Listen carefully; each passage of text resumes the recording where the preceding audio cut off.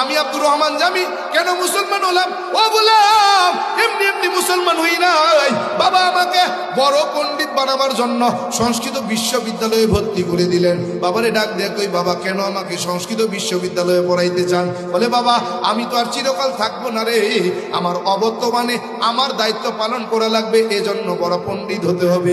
বাবা আমাকে সংস্কৃত বিশ্ববিদ্যালয়ে পাঠাইয়া দিলেন। সংস্কৃত বিশ্ববিদ্যালয়ে দীর্ঘদিন থাকার কারণে বাবার মাকে দেখার জন্য বাড়িতে চলে আসলাম। 3 দিনের ছুটি নিয়ে বাড়িতে আসলাম। বাবাই ডাক দেয়া কয় কি ব্যাপার বাবা বাড়ি কেন? বললাম বাবা আপনাদের দেখার জন্য কোরআনটা পড়তেছিল, আপনাদের দেখার জন্য আসলাম। বলে কয়দিন? বলে 3 দিন। বলে সময় মতো চলে যাবা। দ্বিতীয় দিন বাবা আমাকে ডাক দিয়ে বলে বাবা লেখাপড়া কেমন চলছে বলো? বললাম খুব ভালো, তবে আজব একটা বিষয় বুঝে আসে না। বলে কোন বিষয়টা?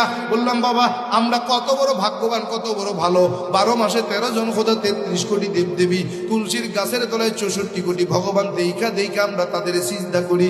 কিন্তু মুসলমান কত বড় বোকা, কত বড় মূর্খ, আর আল্লাহরে দেখে না, আল্লাহর কদমে নাকি তারা সিজদা করে। বাবা কয় সত্যি, তুমি যে বড় জ্ঞানী হবে তা বোঝা যায়। কি হবে?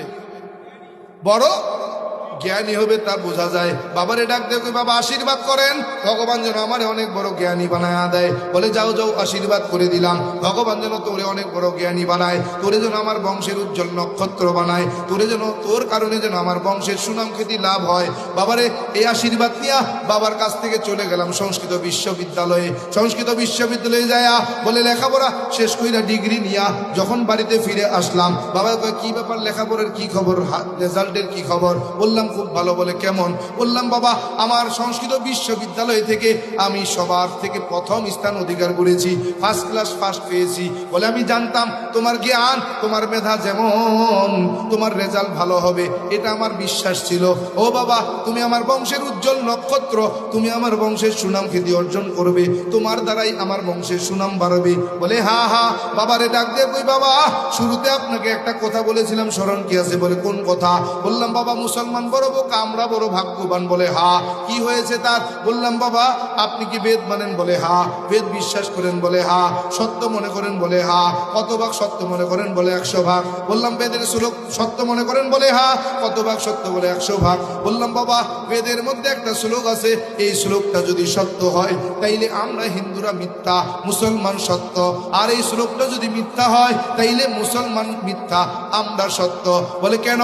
বলে নাতস্য প্রতিমা আসতে। বলে অর্থ কি বলো? বললাম বাবা এই নাতস্য প্রতিমা আসতে এই সম্পর্কে ব্যাখ্যা করেছেন ডক্টররা, বড় বড় পণ্ডিত পুরোহিতরা। বলে কি ব্যাখ্যা করলেন? বলে আমি সৃষ্টিকর্তার কোনো প্রতিমূর্তি নাই, প্রতিচ্ছবি নাই, আকার নাই, আকৃতি নাই, দেখা যায় না, ধরা যায় না, ছোঁয়া যায় না, লাল নীল হলুদ না সবুজ তা অনুভব করা যায় না।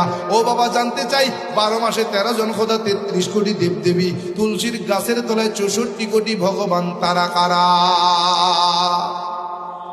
কথা কেন? বাবা কয় জানি না। জানেন না তো মানেন কেন? বলে বাবা পূর্বপুরুষ বাপদাদায় মানছেন না, মাই না পারি না। কথা কয় না, কথা কয় না, কথা কয় না। কি মোনাজাত দিয়া দিমু? কষ্ট হয়ে গেছে গা। তো কথা না কইলে কি মনে করমু যে কষ্ট হয়ে যাইতেছে? আর না সাইরা দি। সারমু না? থাকবেন? আরে না থাক, আবার কোনো দিন। রাসেল ভাই কি কর? রাধে মেলা আবার কোনোদিন ইনশাল্লাহ চলবে। তাহলে একটু সাড়া দেওয়া লাগবে, সাড়া না দিলে বন্ধ করে দিব। একটু আওয়াজ দিবেন, দেবেন তো ইনশাল্লাহ? বাবা কি বলতে চাও? বললাম বাবা এখানেই শেষ না, আরো আছে। বলে কি আছে? বললাম রাজভোগ কিতাবের 2192 পৃষ্ঠার মধ্যে একখানা শ্লোক। বলে কি শ্লোক? বলে কৃষ্ণ কৃষ্ণ শ্রীনন্দ কেশ সর্বনাম যুগে। বলে অর্থ কি বল? বললাম ভগবান শ্রীকৃষ্ণ বলেন আমি যুগে যুগে কালে কালে মানুষের কল্যাণে অগণিত অবতার হয়ে দুনিয়ার জমিনে অবতরণ করলাম। সব অবতারগণ আমি ভগবান শ্রীকৃষ্ণকে ভগবান বইলা মাইনা নিলেন। বাবা কয় ঠিকই তো আছে। বললাম ঠিক নাই।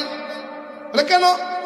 বললাম বাবা ভগবান শ্রীকৃষ্ণ ছিলেন স্রষ্টা, মানুষের কল্যাণে হলেন সৃষ্টি। স্রষ্টা যখন সৃষ্টি হয়, কোন স্রষ্টা সৃষ্টিকে নিয়ন্ত্রণ করে? কয় শ্রীকৃষ্ণ। বললাম মানি না। বলে কেন? বললাম বাবা স্রষ্টা যখন সৃষ্টি হয় পাওয়ার থাকে না, এই সৃষ্টিকে কে নিয়ন্ত্রণ করেন? বলে বাবা কি বুঝাতে চাও? বললাম বাবা ওই স্রষ্টা শ্রীকৃষ্ণ ছিলেন স্রষ্টা, মানুষের কল্যাণে হলেন সৃষ্টি। যেমন পূর্ব আকাশে সূর্য হয়ে ঝুলে গেলেন, এই সূর্য দেবতাকে কোন স্রষ্টা নিয়ন্ত্রণ করেন? বলে কেন শ্রীকৃষ্ণ। বললাম না মানি না। বলে কেন মানবা না? বললাম বাবা স্রষ্টা যখন সৃষ্টি হয় পাওয়ার থাকে না। বলে তাইলে কি বুঝাতে চাও? বললাম বাবা স্রষ্টা যখন সৃষ্টি হয়, এই সৃষ্টিকে যিনি নিয়ন্ত্রণ করেন তিনি আর কেউ নয়, তিনি হলেন মুসলমানের আল্লাহ। বাবা কয় বুঝো না কেন? যেই আল্লাহ সেই তো ভগবান। যেই আল্লাহ সেই ভগবান। হ্যাঁ বললাম বাবা আল্লাহর ভগবান এক না। বলে কেন? বলে আল্লাহ এমন এক সত্তা যার কোনো শরীক নেই, লা শারীকা লাহু। ভগবান এমন এক সত্তা যার শরীকের কোনো শেষ নেই। বলে কেমন? বলে ভগবানের ভগবতী আছে, ঈশ্বরের ঈশ্বরী আছে, ব্রহ্মার সরস্বতী আছে, বিষ্ণুর লক্ষ্মী আছে, কৃষ্ণের রাধা আছে। অতএব তারা কেউ আমার স্রষ্টা নয়। বাবা কয় কি বুঝাতে চাও? বললাম বাবা এখানেই শেষ না, আরো আছে। বলে কি আছে? বললাম বাবা আল্লাহর ভগবান এক নয়। বলে কেন নয়? বলে বাবা আল্লাহ এমন এক সত্তা যার জায়গা কালপাত্র ভেবে হয় না তার কোনো পরিবর্তন। ভগবান এমন এক সত্তা জায়গা কালপাত্র ভেবে হয় তার পরিবর্তন। বলে কেমন? বললাম বাবা বাংলাদেশের বাঙালি মাতৃভাষা বাংলা, বাংলা ভাষায় কথা বলি। বাংলাদেশের হিন্দুরা বাংলা ভাষায় যখন তার স্রষ্টাকে ডাকে কি বলে ডাকে? বলে ভগবান। বললাম বাবা ইন্ডিয়ার জমিনে যেই হিন্দুরা বসবাস করে মাতৃভাষা হিন্দি, হিন্দিতে কথা বলে, ইন্ডিয়ার হিন্দুগুলো হিন্দি ভাষায় যখন তার স্রষ্টাকে ডাকে কি বলে ডাকে? বলে ঈশ্বর। বললাম বাবা আমেরিকার জমিনে যেই হিন্দুরা বসবাস করে মাতৃভাষা ইংরেজি, ইংরেজিতে কথা বলে, ইংরেজি ভাষায় যখন আমেরিকার হিন্দুরা তার স্রষ্টাকে ডাকে কি বলে ডাকে? বলে গড। কি? বাংলাদেশের ভগবান ইন্ডিয়া গেলে ঈশ্বর, আমেরিকায় গেলে হয় গড। জায়গা কাল পাত্র ভেবে যার পরিবর্তন তার নাম হলো ভগবান।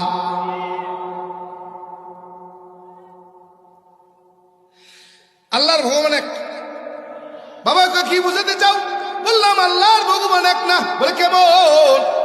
বললাম বাবা বাংলাদেশের বাঙালি মাতৃভাষা বাংলা, বাংলা ভাষায় কথা বলি। বাংলাদেশের মুসলমান বাংলা ভাষায় যখন তার স্রষ্টাকে ডাকে কি বলে ডাকে? কথা কন না কেন?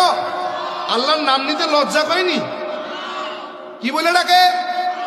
বাবারে ডাক দেখো বাবা ইন্ডিয়ার জমিনে যে মুসলমান বসবাস করে মাতৃভাষা হিন্দি, হিন্দিতে কথা বলে, হিন্দি ভাষায় যখন ইন্ডিয়ার মুসলমান গুলো তার স্রষ্টাকে ডাকে কি বলে ডাকে? কথা কন, কথা কন। ওইটা দিয়ে যাক, আপনারা ওই দিক তাকানোর দরকার নাই, এদিকে খেয়াল করেন। বললাম বাবা আমেরিকার জমিনে যে মুসলমান বসবাস করে মাতৃভাষা ইংরেজি, ইংরেজিতে কথা বলে, ইংরেজি ভাষায় যখন আমেরিকার মুসলমানগুলো তার স্রষ্টাকে ডাকে কি বলে ডাকে? বাংলাদেশে, শুধু বাংলাদেশে নয় পৃথিবীর যেই দেশে যাবে সেই দেশেই আল্লাহ এক। আল্লাহকে অন্য নামে ডাকা হয় না। যেখানেই যাবে যেই দেশেই যাবে সেই দেশেই আমার আল্লাহ এক। বলে বাবা বুঝো না কেন? আল্লাহর ভগবান আলাদা কেউ না। বলে কেমন? বললাম বাবা আল্লাহর ভগবান এক না। বাবা কয় কেন এক নয়? বললাম কেন এক হবে? বাবাই কয় কেন? ভগবান তো সর্বত্র বিরাজমান। বলো আল্লাহ কেমন? বললাম আল্লাহ কেমন? আল্লাহু নূরুস সামাওয়াতি ওয়া মা ফিল আরদ। আল্লাহু আকবার।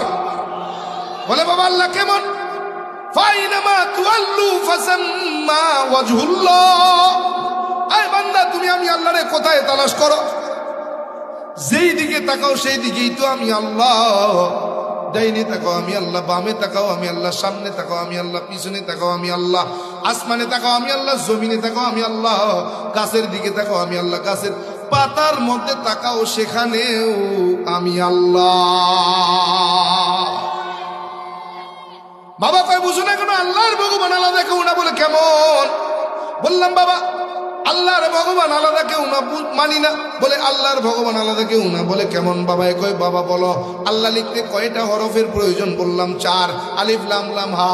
বলে ভগবান লিখতে কয়টা শব্দের কয়টা হরফের প্রয়োজন? বললাম 4, ভগবান। বলে বাবা দেখছো কত সুন্দর মিল পাওয়া যায় রে।